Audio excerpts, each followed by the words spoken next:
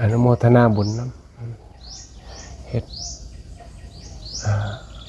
พุทธศาสนาเพิ่นก็เน้นเรื่องการอบรมจิตนั่นน่ะเพราะว่ามีหยังมันก็โยนเข้ามาใจเฮานี่ล่ะแต่ว่าก่อนเฮาสินั้นมันก็ต้องมีจิตเอาจิตไปจับนั่นน่ะจิตไปจับไปผูกมันไว้สมาธิมาซอยเอาปัญญามาประคองไว้เบิ่งตัดสินปัญหามันเบิ่งตาแหลกเบิ่งซื่อๆซะก่อนต้องเบิ่งบ่อยๆดิปัญหานี่ตัวสิเป็นปัญญาญาณที่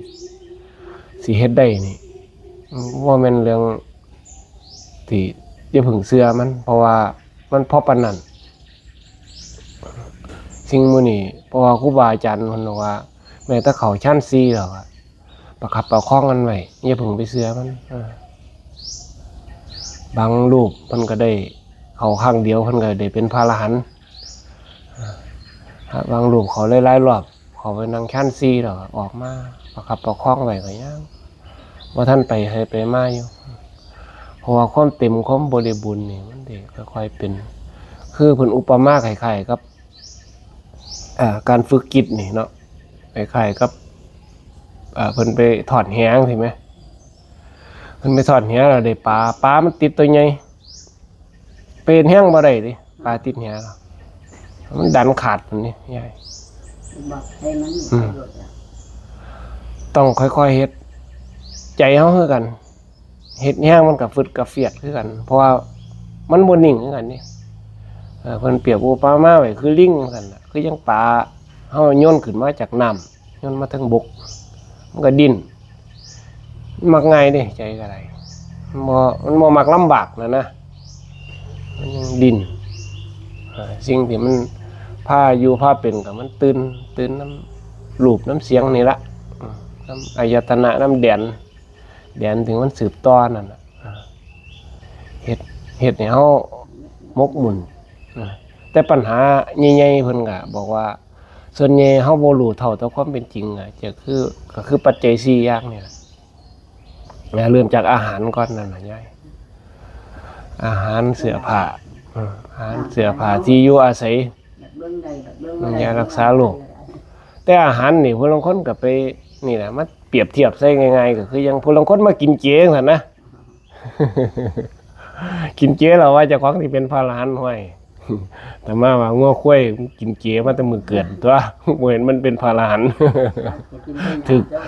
ทะนกสึกแสเขาก็ยังนี่คันเฮาเข้าใจแล้วมันก็เป็นเฮ็ดเพิ่นบ่ได้ห้ามไว้ฮะให้เฮากินเนื้อสัตว์กินหยังกินให้พินิจพิจารณาให้รู้จักคุณจักโทษมันเวลาท่องปฏิสังขายโยให้รู้จักคุณรู้จักโทษมันกินบ่แม่นกินเพื่อความเมากินบ่แม่นกินโกกินรู้กินสวยกินงามไปจังซั่นแต่เนาะตีความหมายมันออกเฮาก็เริ่มสิเข้าใจแสบน้ำปากอยากน้ำท้องเที่ยวขี่เป็นขาคือเพิ่นเว้าไอ้ผู้เฒ่าเก่าเพิ่นก็เว้าดีอยู่เด้แต่เวลาฝึกค่อยๆเฮ็ดทุกมื้อเฮ็ดเป็นตามกำหนดตารางเวลาเฮ็ดเป็นเวลาไว้กำหนดรอบรู้ไว้เฮ็ดทุกมื้อดิเฮ็ดจิตนี่อบรมจิตเดี๋ยวมันก็ดีมันก็งามเองคือฝนมีดนั่นน่ะยายมีดหนาๆถือๆมีดโต้บ้านเฮาน่ะเนาะใส่ซุมื้อก็ฝนซุมื้อฝนมาแล้วก็ฟันไส้ก็บ่ดีดิคือปัญญาเฮากันนี่ใส่เว้าดูหลายๆกับสะไส้อยากแล้วก็คนบ่ใครนับถือได้ยายเพิ่นว่าสัมปราปะนะเว้าวิเทอทีบเทอเดียนนะบางทีก็นิ่งๆไว้ก็คมดีคือกันนี่เวลาบอกมันว่าไตมันหนักกันว่าดิบางทีก็อยู่ไปฝึกเอานั่นแหละยายฝึกมันเป็นท่านศีลภาวนาเฮ็ดเจริญให้มากทำให้มากกันว่าคันเฮ็ดดีแล้วมันก็ง่ายดีเฮ็ดฝึกด้วยความนั่นแต่ก็เบิ่งมันไว้อยู่ว่าเซาประคับประคองไว้อย่าเพิ่งไปหลงน้ำมันน่ะนะอย่าว่า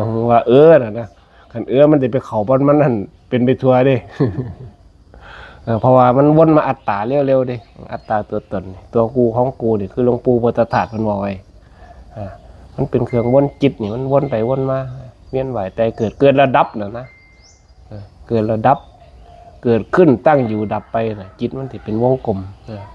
มูลอยู่หั่นเนาะก็เบิ่งพิจารณาให้มันทันเอาโมทนาบุญนำบ่ได้ขอคิดเฮ็ด ฝึกเอาบันไดมือละเล็กละหน่อยเริ่มจากท่านรักษาศีลเจริญภาวนาเฮ็ดอยู่พอปานนี้